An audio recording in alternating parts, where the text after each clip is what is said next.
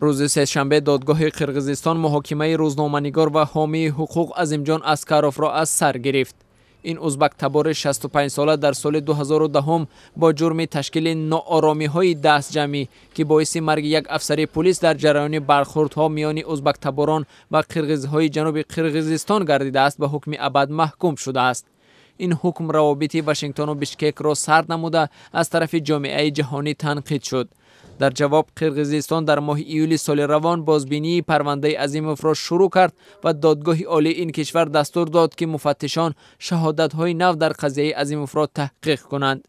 روز سه‌شنبه در دادگاه منطقه چوی قرقیزستان اسکاروف اظهار نمود که کاملا بیگناه است.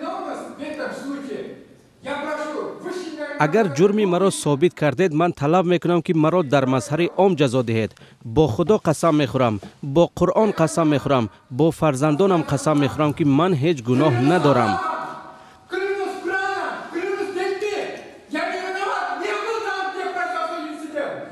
اسکاروف و هوادارانش تاکید میکنند که نام برده به اصطلاح محبوس وجدان است.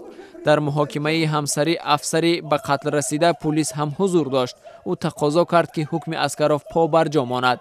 در ماه اپریل کمیته حقوق بشری سازمان ملل ابراز داشت که اثنای بازداشت، تحقیق پرونده و مجازات اسکاروف قرقیزستان معیارهای حقوق و عهدهداری‌های بین المللیش را پایمال کرده است. با سر قدرت آمدن الباسبک اتنبایف در سال 2011 هم قرقیزستان که میزبان پایگاه نظامی روسیه می باشد تلاش کرد با مسکو نزدیک شود، اما در آخر سال گذشته مسکو گفت از سرمایه‌گذاری لایحه‌های ساختمانی نیروگاه‌های آب و برق قرقیزستان که به تخمیناً 3 میلیارد دلار مساوی می باشند دست می‌کشد.